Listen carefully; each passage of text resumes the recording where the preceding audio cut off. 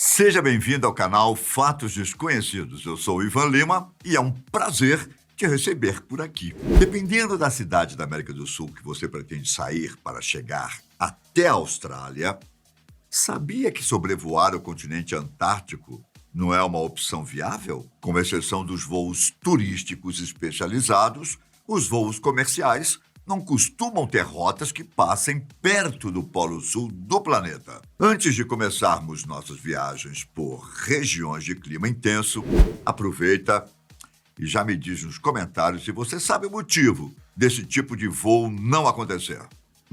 Sabe não? Para começar, existe mais de uma razão para explicar o porquê de não ser interessante que os aviões passem pelo Polo Sul, que vão desde questões econômicas até pontos que envolvem o próprio planeta Terra. Um dos problemas diz respeito ao frio da região.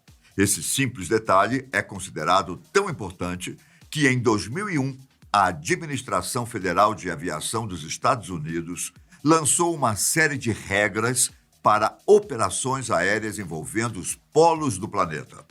Basicamente, os aviões teriam que se atentar às normas se estivessem voando acima de 78 graus ao norte ou abaixo de 60 graus ao sul. Caso seja necessário fazer esse tipo de rota, os pilotos e tripulantes precisam ter um treinamento especial para voar nas condições polares e também para saber manusear os equipamentos no frio extremo. Além disso, a tripulação também precisa ter acesso a pelo menos 2 trajes de proteção contra baixas temperaturas, pois caso seja preciso sair do avião depois de uma parada de emergência, as pessoas precisam se proteger do frio. Por falar em emergência, antes da rota ser traçada, a Administração Federal de Aviação dos Estados Unidos determinou que os voos precisarão ter um trajeto com aeroportos alternativos para pousos inesperados em que haja necessidade de evacuar os passageiros, seja por questões médicas ou mecânicas. Como estamos falando de uma viagem em uma região de frio intenso, onde a temperatura no solo pode alcançar os 80 graus negativos, o piloto deverá monitorar constantemente a temperatura do combustível enquanto estiver no ar. Isso porque é grande a possibilidade do combustível chegar perto do ponto de congelamento, que no geral varia entre 40 e 50 graus negativos em altitudes de cruzeiro por todo o planeta. Caso a temperatura do combustível ultrapasse esse ponto, o piloto terá que alterar a altitude para fazer a regulagem.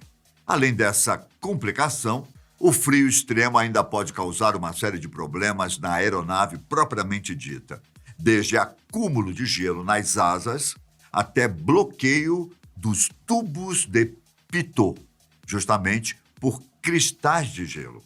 Esses tubos são definidos como sensores de velocidade do avião.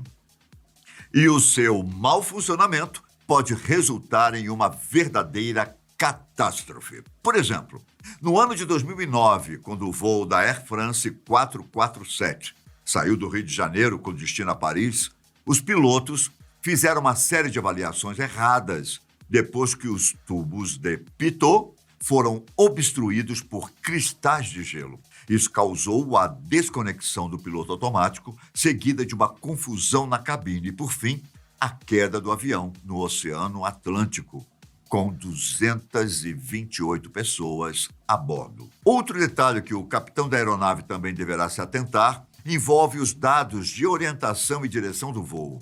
Ao invés de usar a navegação magnética tradicional, a recomendação é que seja utilizada a navegação verdadeira, isto é, a direção relacionada ao norte ou ao sul geográfico do planeta. Essa mudança se deve ao fato de que os polos da Terra são regiões de baixa confiabilidade magnética, que pode causar confusões nas rotas das aeronaves. Com tudo isso em mente, embora sejam requisitos que fazem os voos sobre os polos serem diferentes dos voos tradicionais, Essas normas não são uma proibição propriamente dita. Então, sim, as aeronaves podem voar através do Polo Sul. A questão é que simplesmente não há uma grande necessidade de se fazer isso. Aliás, não apenas necessidade, como também não há demanda para voos com linhas diretas que precisem passar por cima da Antártida. Contudo, o mesmo não pode ser dito do Polo Norte, por onde vários países ao redor, frequentemente, organizam rotas por cima do Ártico para que os voos sejam mais curtos. Por exemplo, quem vai de Nova York para Hong Kong, Dubai para Los Angeles, de Nova Delhi para São Francisco, economiza muitas horas de voo ao passar por cima do Polo Norte. Isso até poderia acontecer no Polo Sul, mas a região tem um diferencial que eu mencionei anteriormente.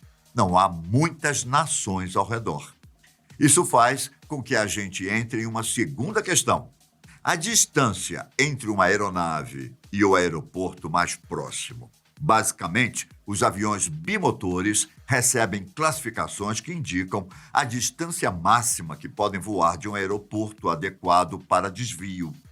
Conhecidas como ETOPS, essas classificações são medidas a partir do tempo de voo para garantir que o avião sempre tenha uma pista próxima para pousar em situações de emergência. Nos anos anteriores a 1985, os bimotores eram ETOPS 60, ou seja, só era permitido que eles voassem em um raio máximo de 60 minutos de qualquer aeroporto. O resultado dessa restrição foi que apenas aviões maiores, com 3 ou 4 motores, poderiam realizar voos em grandes distâncias, como sobre o oceano, por exemplo. Com o avanço das tecnologias da aviação, os ETOPS aumentaram consideravelmente, ao ponto de que, atualmente, aviões comerciais comuns, como o A320 e o Boeing 737, têm uma classificação de ETOPS 180. Essa numeração é suficiente para viagens em boa parte do planeta,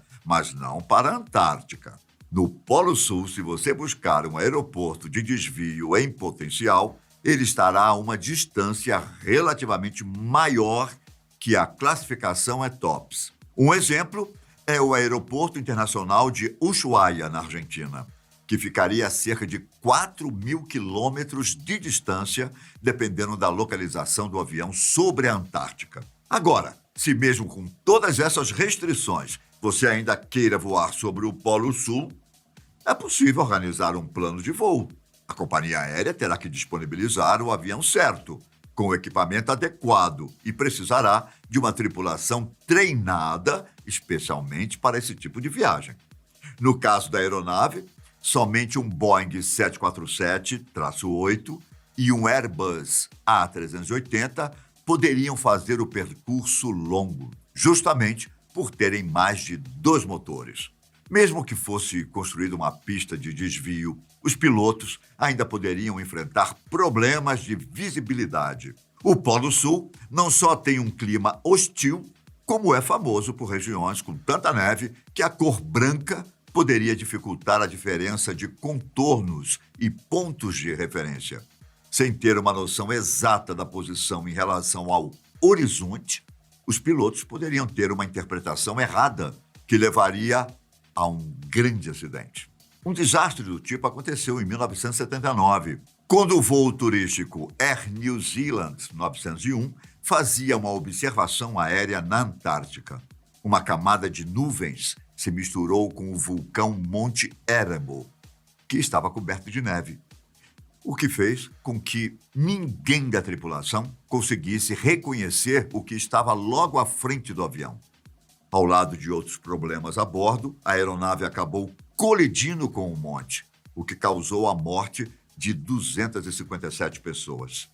Embora não haja necessidade de passar por cima do Polo Sul, vale lembrar que alguns percursos chegam bem perto da Antártica, como a rota de Sydney até Santiago, no Chile, e também de Sydney até Joanesburgo, na África do Sul. Em certas ocasiões, por causa das condições do vento, esses voos podem até sobrevoar um pequeno pedaço da Antártica, mas de forma alguma passam perto do Polo Sul propriamente dito. Agora, caso uma pessoa queira voar de Buenos Aires, na Argentina, até Perth, na Austrália, infelizmente, ela terá que escolher uma rota com escalas, já que não há demanda suficiente para que as companhias aéreas organizem voos diretos. Se você ficou surpreso com todas essas informações, me diga nos comentários a sua opinião e também deixe outra dúvida a respeito de temas da aviação. Um forte abraço e até a próxima. Tchau!